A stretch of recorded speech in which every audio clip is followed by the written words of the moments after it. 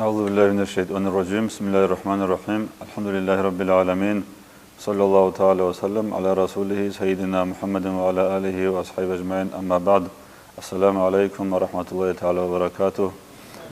Уважаемые братья, уважаемые старшие, младшие, джамаат этой мечети и города Хасавюрт, я благодарю Всевышнего Аллаху Та'ала, что Он дал нам возможность в таких домах Аллаха собираться, совершать намазы, читать проповеди и, естественно, служить Аллаху Та'ала с искренним, чистым намерением. Ибо любое деяние, в котором намерение нечистое, неискреннее, Всевышний Аллах Та'ала его не принимает. Вот мы, когда одеваем новую одежду, все же читаем дуа. Алхамдулиллахи лади касани ма увари бихи аурати ва атаджаммалу бихи финнаси. Я благодарю Всевышнего Аллаха, который одел меня в эту одежду. В одежду, которая прикрывает мой аурат и который украшает меня среди людей. Это дуа мы читаем, когда одеваем одежду, и эта одежда прикрывает наше голое тело, аурат. За это мы благодарны Аллаху Субхану ва Та'аля. Точно так же, как одежда покрывает наше тело, наш аурат, наше тело покрывает наши намерения. Ибо намерение находится здесь, в сердце. И за это тоже мы благодарны Аллаху Субхану ва Та'аля. Если бы люди знали бы намерения друг друга, то нам было бы очень трудно жить. Поэтому мы намерения скрываем, и наше тело это от них, от посторонних глаз скрывает. Тоже милость Всевышнего Аллаха Та'аля. И поэтому сегодня мы будем говорить об намерении, об искренних намерениях, и особенно в намерениях в богослужении, а в ибадате, которые мы совершаем, следуя велению Всевышнего Аллаха Та'аля и хадисам пророка, саллаллаху алейхи вассалям. Вот мы каждый день читаем «Аманту биллахи ва малаикатихи ва кутубихи ва русулихи ва лиумил ахири ва бил кадари хайрихи ва шаррихи мин Аллахи Та'аля». Что мы верим в то, что Аллах Та'аля есть, что его ангелы, книги, пророки и судный день. Мы умрем, когда закончится наша эта жизнь, покинем этот мир и перейдем в загробный мир. И через определенное время мы будем воскрешены и предстанем перед нашим Создателем, чтобы Он нас судил. Либо по своей милости Он нас помилует и отправит в рай, либо по своей справедливости может нас наказать, и из-за этого Его никто не укрепнет, потому что Он Создатель, а мы Его творение. Поэтому наша жизнь с момента рождения, даже не с момента рождения, а с момента, как оплодотворяется детеныш утробы матери, когда ребенок оплодотворяется, с этого момента начинается наша земная жизнь. Это путь, который мы должны пересекать, чтобы вернуться к своему Создателю, к Аллаху Субхану ва Та'аля. Вот этот отрезок пути, именно с момента оплодотворения или же рождения и до последнего вздоха, вот за этот промежуток мы, вычитая, конечно же, нашу жизнь до совершеннолетия, мы отвечаем перед нашим Создателем за те деяния и поступки, которые мы вот здесь, в этом жизни сделали. На самом деле, эта жизнь, это место, куда Аллах Та'аля нас отправил для испытания. Для испытания, как мы будем слушаться Его повеления. И Он же сказал, что нас сотворил ради поклонения. Он нас сотворил и нас, и джиннов, и людей, и джиннов, чтобы мы Ему служили, поклонялись. И в этот мир, это место, где Он нас испытывает. Имтихан для этого. И человек, на самом деле, когда мы говорим человек ответственен, человек верит, человек служит. Когда мы говорим человек, там не подразумевается наше тело.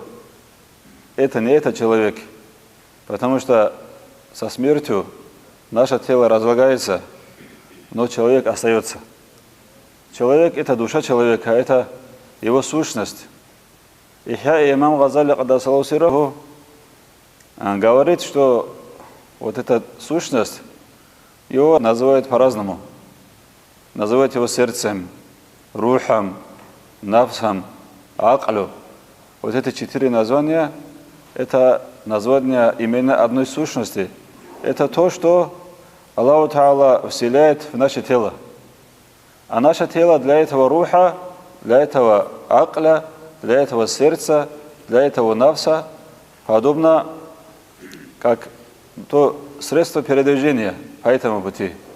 То есть с момента выхода в этот свет и до последнего вздоха наше сердце, наша сущность, она вот в этом теле живет, вот в этом теле она передвигается, используя это тело как средство для существования в этом мире. Поэтому это тело, как мы уже говорили, он скрывает нашу душу, наше сердце. И когда мы говорим сердце, мы не подразумеваем вот это сердце, которое здесь качает кровь, насос. Не об этом мы говорим. Сердце – это наш дух, что ли, наша душа, что ли. То, что Аллах Та'ала вот к нему обращается. Когда он говорит: «Я айюхалладина аману», о верующие люди, Аллах Та'ала обращается именно к этому сердцу.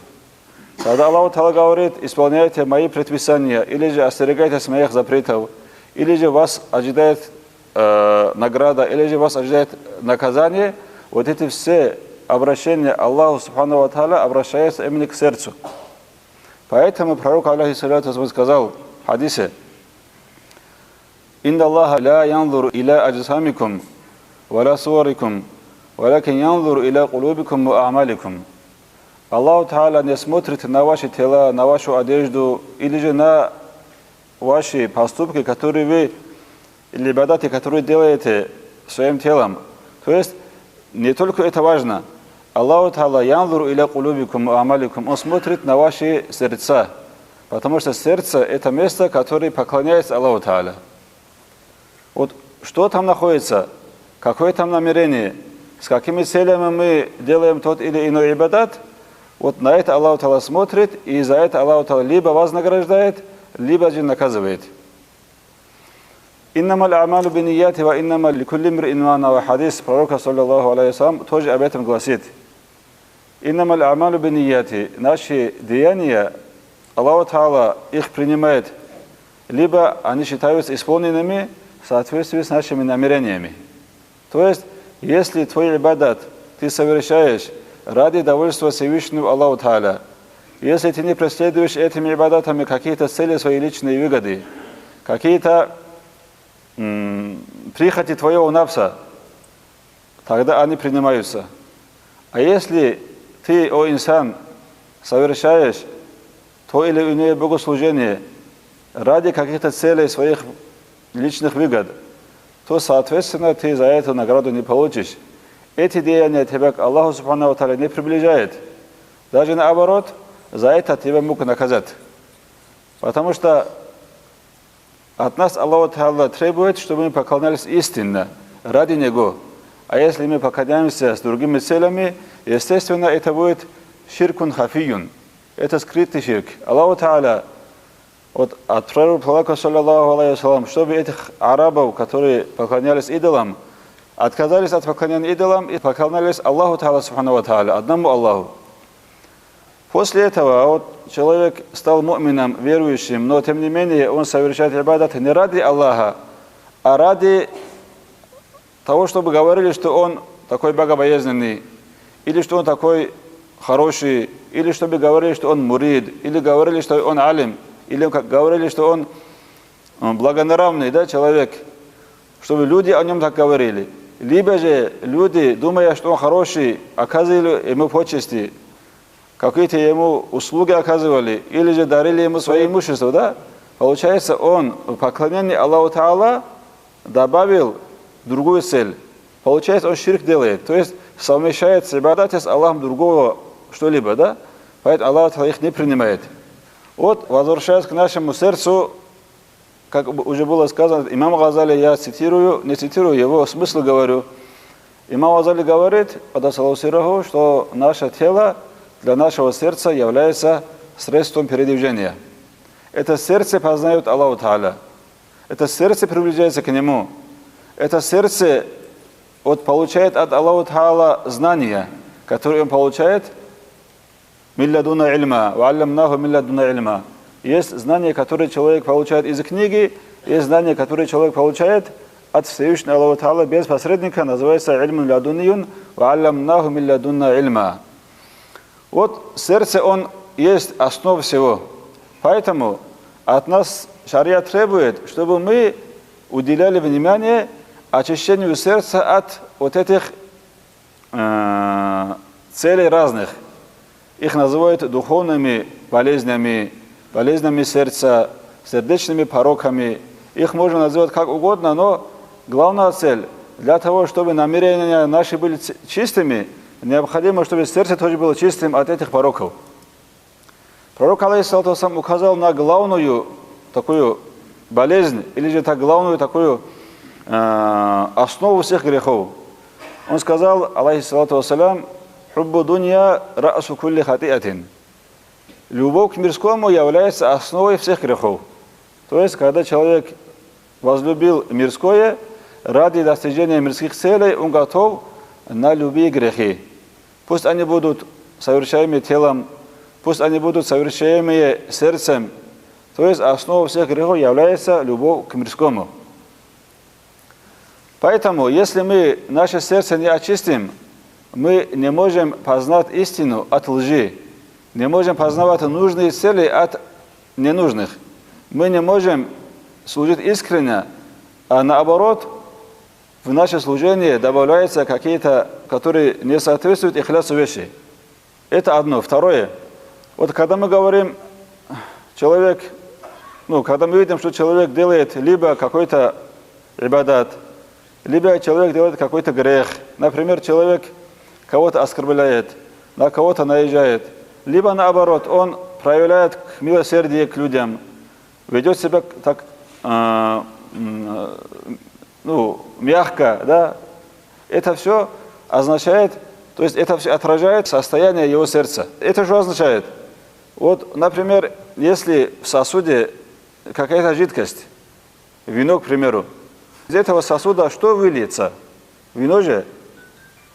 Либо в сосуде находится молоко, оттуда выльется молоко, чистая вода, чистая вода. То есть, что у нас в сердце, то и отражается на нашем теле. Это все взаимосвязано. Поэтому шариат от нас требует, чтобы мы работали над очищением сердца. Чтобы наше сердце было от этих пороков здоровым, чистым. Вот ахляк и нравы тоже это все отражение нашего сердца. Ахляк не на теле бывают, а в сердце.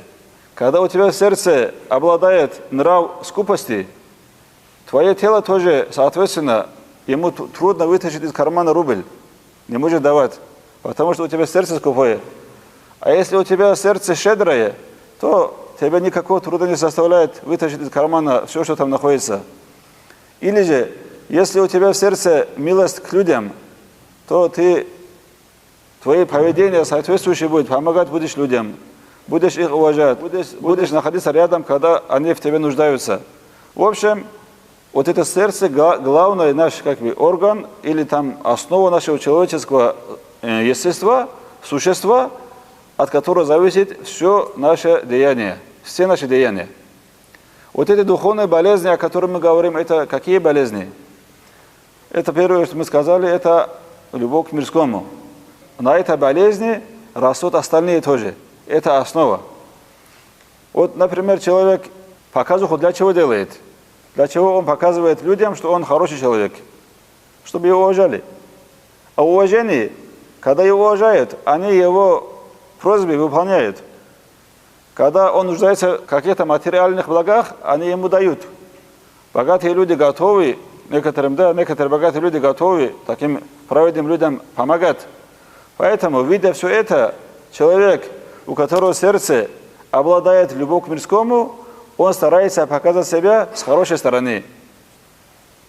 Это вроде бы хорошо внешне, но за это Аллах его не будет награждать, наоборот, будет наказывать. Вот это то же самое желание авторитета. желание, чтобы о нем везде услышали. Это для чего делается? То же самое. Для того, чтобы его мирские цели исполнялись. То же самое кибру, ты высокомерен над другими людьми. Для чего делается? Чтобы перед другими ты стал выше этого. Раз ты выше, ты достоин их внимания. Если мы будем изучать отдельно взятый каждый вот этот порок, духовный порок, окажется, что это все исходит из-за любви к мирскому. Поэтому пророк в своем мудром изречении сказал: «Хуббу дуня раасу кулли хатиатин», основа всех грехов – это любовь к мирскому. Вот то, что мы говорили насчет очищения сердца. Аллах Та'ала в Коране говорит об этом. Бисмиллахи рахмани рахим. «Кад афляха ман заккаха, ва кад хаба ман дасаха». Это Аллах Та'ала в Коране нам указал важность очищения сердца. Он сказал: «Кад афляха ман заккаха». То есть в судный день спасется тот, кто очистил свое сердце от явного ширка, многобожия, или же внутреннего скрытного ширка, как рия, показуха, мнение о себе хорошее, следование своим страстям. Вот эти все, вот эти разновидности ширка, как говорят, ширкун хафием бывает, ширкун джалием бывает. Если человек очищает себя, свое сердце от этих пороков, кад афляха. Воистину он спасется. Ва кад хаба ман дасаха. А если человек оставляет без внимания свое сердце, не заботясь о его здоровье, кад хаба, он проиграл, он не достигает счастья в ахирате. Посмотрите, братья, Аллах Та'ала, который сотворил нас, наши сердца, он же лучше знает, что для ахирата хорошо, а что для него плохо. Поэтому кад афляха ман заккаха, спасется человек, который очистил свое сердце. Либо Аллах Та'ала очистил его сердце, когда он сам этого ищет. Аллах Та'ала же для того, чтобы очищать сердце, от нас тоже должны быть какие-то мероприятия, шаги в это направление. Поэтому Тафсир Табари это говорит: «Кад афляха ман заккаллаху нафсаху». Спасется человек, у которого Аллах Та'ала очистил сердце. А Аллах Та'ала когда очищает? Когда раб старается в этом направлении. Если он ничего не делает, если ребенок не плачет, мама же ему не дает кормиться, да? Молоко не дает. Ребенок должен плакать. Когда он плачет, мама его кормит. То же самое, когда раб старается над очищением своего сердца, Аллах Та'ала ему в этом помогает. И когда Аллах Та'ала ему помогает, он спасается. Ибн Катир тоже этот аят так комментируется. Айт ахара нафсаху миналь ахляк разилати. А спасется человек, который очищает свое сердце от плохих нравов, от плохих качеств. Он тоже говорит, это качество в сердце.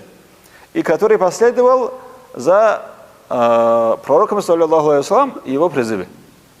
То есть спасение, преуспевание напрямую зависит от нашего старания в очищении сердца, наших сердец. Второе. وَأَمَّا مَنْ خَافَ مَقَامَ رَبِّهِ وَنَهَى النَّفْسَ عَنِ الْهَوَى فَإِنَّ الْجَنَّةَ هِيَ الْمَأْوَى. Еще один аят. وَأَمَّا مَنْ خَافَ مَقَامَ رَبِّهِ أي خَافَ الْقِيَامَ بَيْنَ يَدَيِ اللَّهِ عَزَّ وَجَلَّ. Он знает, что он в судный день предстанет перед Всевышним. А там, Аллах Та'ала там, ахирате, на наши тела не смотрит. Он же сердца смотрит. И когда мы убеждены, верим, что Аллах Та'ала раскрывает то, что в сердцах в судный день, мы боимся предстать перед ними. Из-за этого страха, раз он боится Аллаха Та'ала, что он его раскроет, он удерживает свое сердце от страстей, от исполнения его прихоти. Вот хава, что такое? Это что желает твой навс, твое эго. И если ты боишься, что предстанешь перед Аллаху Та'ала, и он может раскрыть твои вот эти все намерения, твои внутренние болезни, соответственно, за это наказать, и ты боишься за это, боясь за это, ты удерживаешь в этом мире свой навс от его прихотей, посмотрите, для этого человека обителем будет рай. То есть для того, чтобы человек попал в рай, и там это был для него обителем, необходимо, чтобы он свой навс удержал от его прихотей. То есть нельзя человеку быть подобно скотине, который пасется на пастбище. Он пожелал кушать, кушает, пожелал пить, пьет, пожелал совокупляет, и все, на этом его жизнь завершается. Таким быть человеку не стоит.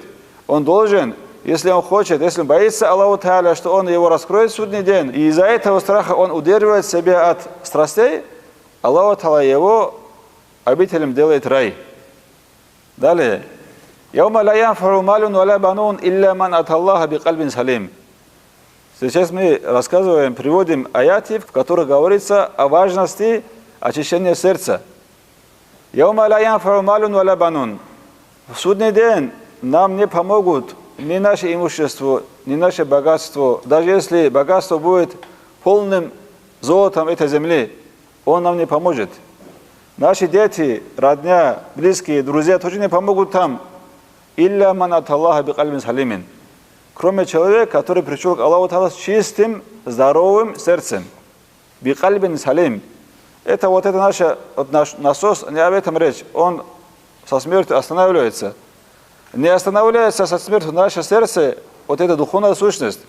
Если мы очистили свое сердце в этом мире, и мы пришли к Аллаху Та'ала с здоровым, чистым сердцем, Аллах этому человеку поможет. То есть для него там помощник тоже он найдет, начиная с пророка, саллаллаху алейхи вассалам. Пророк ему свой шафат окажет. Потом, после пророка, саллаллаху алейхи вассалам, шафат будут делать уляма и шахиды, из-за родителей дети будут вознаграждены, да? Уже это потом, если ты пришел с чистым сердцем. Уртуб это говорит, когда даже твои дети не помогают, когда даже столько золота не помогает, остальное тем более не поможет. Поэтому наши деяния, какими бы они большими не были, какими бы они многочисленными бы не были бы, в судный день они могут ничего не стоить. Есть другой хадис, в котором говорится об ахляках, про наших нравах. Пророк саллаллаху алейхи вассалям спрашивает, это известный, вы, наверное, много раз услышали этот хадис, тем не менее очень важный. Знаете ли вы, кто из моей уммы является банкротом? Муфлис, банкрот. Они говорят, среди нас банкротом считается тот, у кого, в кармане пусто, ничего нет у него. Ни дирхама, ни динар. Он говорит, нет. Этот банкрот тот, кто приходит в судный день с огромными такими, как горы, да, благими деяниями. Намаз, пост, закат, джихад, все что угодно у него есть, много. И потом он предстанет перед Всевышним. Из-за того, что у него здесь сердце чисто не было, он здесь, в этом мире, кого-то оскорбляет, кого-то обзывает, кого-то бьет, у кого-то он кровь проливает, да? То есть у него здесь много должников из-за его нечистого сердца, из-за его плохого нрава. Здесь он оделся как-то, да, или там привлек имама, там, алима, масла сделал, или там судью подкупил, да, здесь он как-то спасся, но там же не спасешься. Поэтому там надо за каждый твой мелочь отвечать. И эти должники приходят, окружают его. Начинает раздавать, Аллах Та'ала начинает раздавать его благие деяния.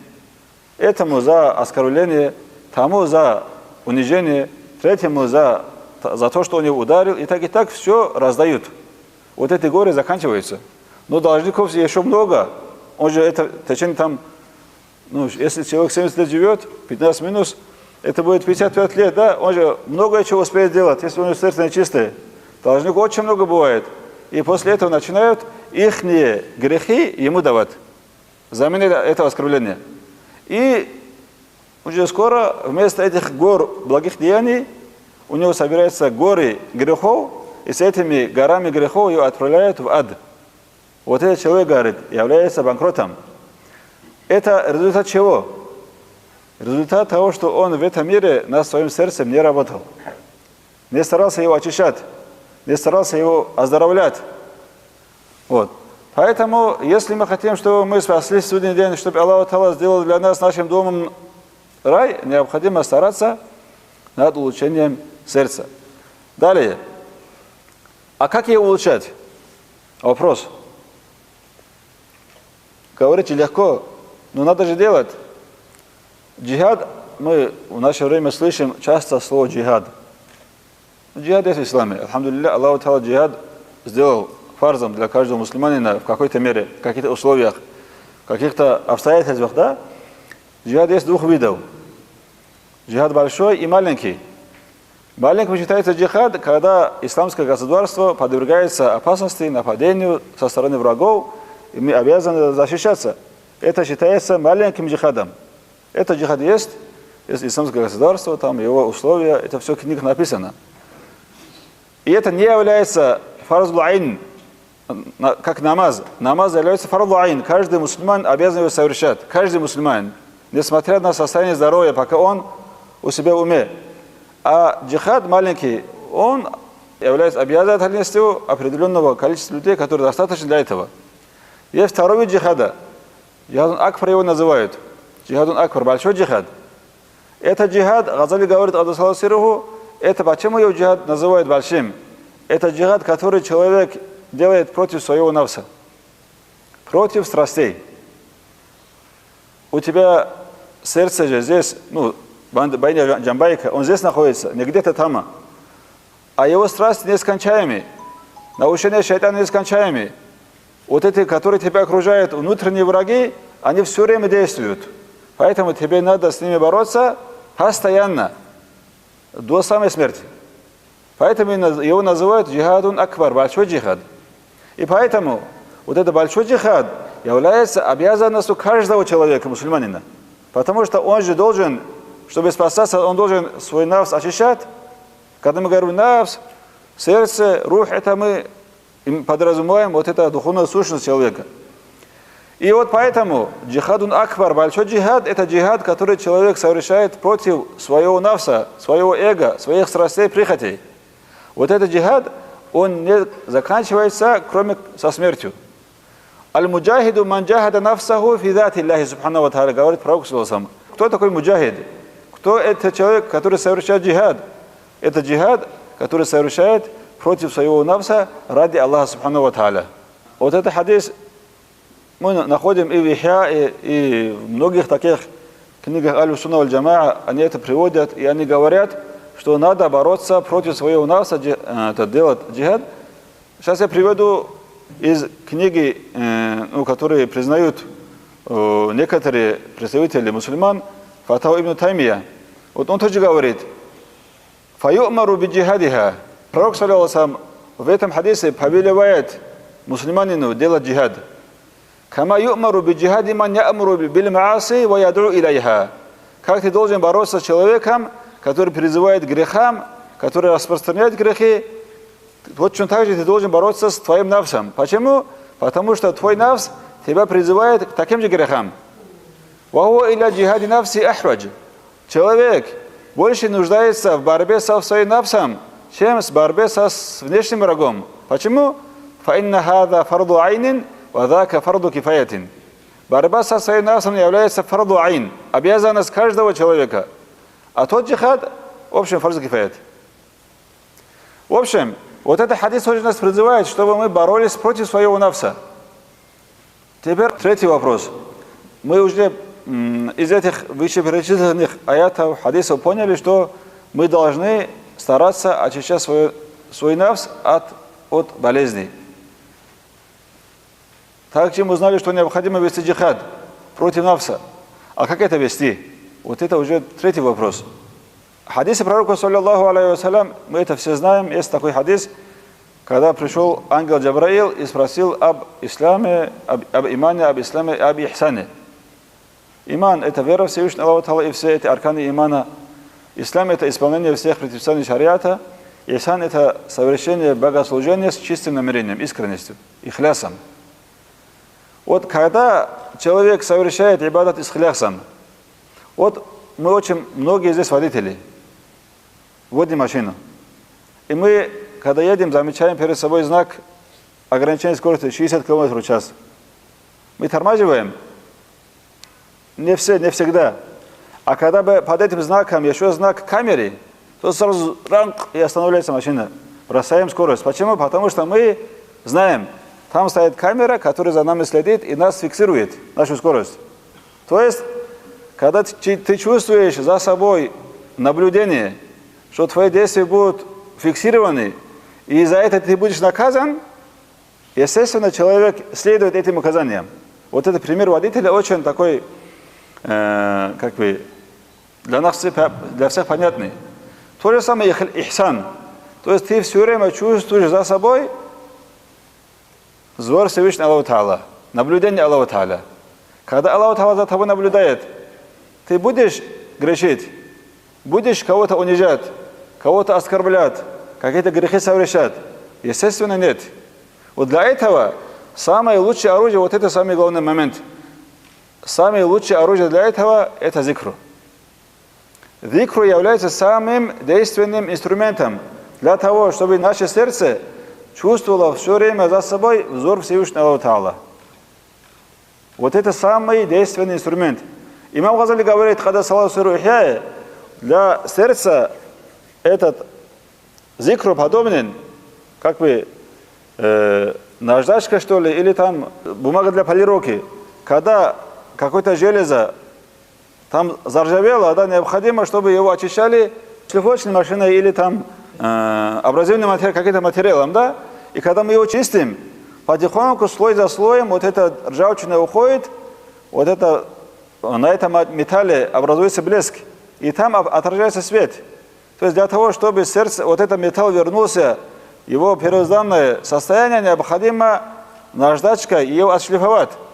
Вот очень такое же действие оказывает зикру на наше сердце. Зикру его очищает. Когда человек совершает грех, это же грех совершает сердце, не тело. Тело совершает уже, сердце находится. Когда сердце совершает грех, когда человек совершает грех, у него на сердце вот этот грех оставляет какой-то осадок.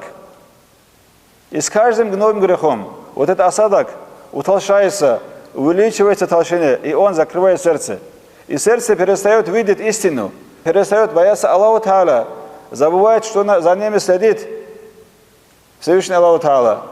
Поэтому вот это сердце необходимо оттуда вот этот ран, вот этот муть убрать. Поэтому Аллах сказал: «Атбиль сайят аль-хасаната тамхуха». Когда ты совершаешь грех, за ним сразу же совершай добро, хорошее дело, для того, чтобы хорошее дело очистило твое сердце, остаток вот этого греха. И самым лучшим является зикру. Газали так говорит. Поэтому, дорогие братья, для того, чтобы наше сердце очистилось от плохих нравов, для того, чтобы мы оздоровили свое сердце и за здоровым, чистым сердцем пришли в ахират, и Аллах Та'аля нас поселил в рай, необходимо нам работать над очищением сердца. И для этого самый лучший инструмент – это зикру. Чем больше ты его зикру делаешь, тем больше она очищается. Вот если ты все время думаешь об гаишниках, водитель, он же нарушать не будет. Вот за поворотом гаишник, вот за этим деревом гаишник, за тем кустом его радар. Ты же не будешь грешить, то есть нарушать. Точно так же, когда ты все время Аллах, Аллах, Аллах говоришь сердцем, не языком только. Когда у тебя сердце думает об Аллаху Субхану ва Тааля, естественно, ты не будешь делать то, что Он тебе запретил. Ты не будешь переходить эти знаки, которые Он для нас поставил. Вот поэтому самый лучший способ для того, чтобы мы очищали свое сердце, является зикру. Почему зикру? Почему не намаз? Почему не пост? Потому что вот этот намаз, вот этот пост, без зикра они не столь эффективны. Сколько бы ты не совершал намаз, если во время намаза ты думаешь об дуньяле, о твоем бизнесе, о твоем огороде, о твоей жене, первый, второй, третий, четвертый, за это время вот этот твой намаз проходит зря. Ты за это не получаешь вот этот эффект очищения. Без зикра даже намаз не дает те плоды, которые от него мы ожидаем. Поэтому самый лучший инструмент – это зикру. И, естественно, раз мы коснулись зикра, для того, чтобы человек делал зикру, ему необходима помощь. Джихад, о котором мы говорили. Джихад же не один человек совершает. С врагом же не один воюет, правильно? Там бывает войско, бывают командиры, бывает главнокомандующий, целая система бывает там. А в этом джихаде тоже тебе необходимо, о мусульман, о человек, необходим такой же помощь, такой же помощник, такой же предводитель, такой же далиль, который тебе поведет в этом джихаде. Назови его как угодно, но он нужен. Вот я на днях читал, Сайху Ади пишет, если зададут вопросом, раз в Коране, в хадисе все сказано, об этих всех сказано, зачем нужен муршид, далиль, который тебе помогает? Разве ты сам не можешь? Раз там все написано. Правильный же вопрос. В Коране все есть, в хадисе все есть, в книгах написано. Зачем еще нужен тебе далиль? Он говорит, правильный вопрос, говорит он. И я тебе отвечу, говорит он. Если человек прочитал там много книг по медицине, он узнал, какие бывают лекарства, какие бывают разновидности этих составов, но он не знает состояние человека больного или даже своего. Там бывают 4 разные состояния человека. Холодный, теплый, влажный, там, сухой, да, состояние. Не зная все это, не зная именно какому состоянию, какое лекарство необходимо, да, он начнет лечить себя, он же себя погубит. А если он пойдет к врачу, который это все изучил, у учителя учился, это все испытал и на себя, и на других, имеет опыт, у тебя же больше шансов выздороветь. Вот точно так же из этого Корана, из этого хадиса, знающие люди тебе дадут именно то, что тебе в данное время полезно, необходимо. То есть у тебя путь укорачивается, у тебя работа уменьшается, у тебя шансы увеличиваются. Поэтому в этом пути, в этом джихаде для мусульманина очень желательно, даже можно сказать необходимо, чтобы рядом с ним была помощь, которая его направит, которая поддерживает, которая ему укажет правильный путь. И этот путь можно назвать по-разному. Мы не будем удлинять этот урок, потому что когда долго говоришь, это все надоедает. Завершая, делая ахир, мы так скажем, необходимо, чтобы человек в этом мире понимал, для чего он пришел в этот мир. Он пришел, чтобы подготовиться для ахирата. Он здесь запасается, он здесь для себя пропитание, провизии готовит для ахирата. И все его стремления, все его старания должны быть в этом направлении. Ибо если он покинет этот мир, да упасет Аллах нас от этого без веры, в неверии, все, ему уже никакого счастья не светится. Сайд Афанди Кадасаллаху сирруху приводил для этого один пример. Если человек, вы тоже, наверное, прочитали в книгах некоторые, если человек совершил какой-то грех и предстал перед судом, его очень тяжелый грех, да, и если суд рассмотрит его дело и вынесет ему приговор смертный, вынесет ему смертный приговор, все, уже спасения нету. А если они ему вынесут приговор 25 лет тюрьмы, он же хоть через 25 лет спасется, выйдет оттуда. То же самое, если мы, не дай Аллаху Та'ала, умрем без веры, если у нас последний вздох будет без имана, как будто бы нам вынесли смертный приговор, то все, что было до этого, даже какие были хорошие деяния, это все хабаун мансур, без никакой пользы. А если мы умрем с верой, то даже если наши грехи большие, Аллах Та'ала либо нас по своей милости сразу прощает, либо по своей справедливости как-то наказывает, очищает от этих грехов, в конце концов мы оттуда выйдем. Поэтому мы здесь должны стараться, чтобы у нас последний вздох было «Ля иляха илляллах». А это для этого надо стараться. «Аль-мар'у ямуту аля ма аша алейхи». Человек умирает, делая то, что делал он в течение всей своей жизни. Чем занимался человек в течение своей жизни, он с этим и умрет. «Ваюшру аля ма мата алейхи». А как он умрет, с этим и воскреснет. Поэтому, если мы хотим, чтобы наш последний вздох был «Ла иляха илляллах», нам необходимо в течение этой жизни много говорить эти калиматы, много делать зикру, чтобы мы в последнем вздохе именно об этом вспомнили, а не деньги, жены и так далее. Дай Аллаху Та'ала нам тафик понимать смысл этой жизни, постараться, чтобы наша жизнь проходила таким образом, чтобы Аллах Та'ала нами был доволен и здесь, и чтобы мы в судный день попали в число тех, которыми доволен Всевышний Аллах Та'ала, и Он делает для нас обителю свой дом рай с довольством своим. Дай Аллах Та'ала нам, нашим больным здоровья, нашим здоровьем таубу, чтобы наши ушедшие от нас, Аллах Та'ала простил их грехи и делал их могилы садами райскими. Пусть Аллах Та'ала уберегает Дагестан и все мусульманские страны от бед, невзгод, от природных катаклизмов, от всех других бед, и чтобы Аллах Та'ала защитил нас, наших муршидов, наших алимов, всех мусульман от бед обеих миров. Если я много говорил, вам надоел, прошу меня за это простить. Если мой русский язык был вам непонятен, тоже прошу прощения, я сельский человек, и мой язык не такой русский, как все понимают. Вассаламу алейкум ва рахматуллахи ва баракатуху. Альхамдулиллахи раббил аламин. Аллахумма салли аля сайидина Мухаммад.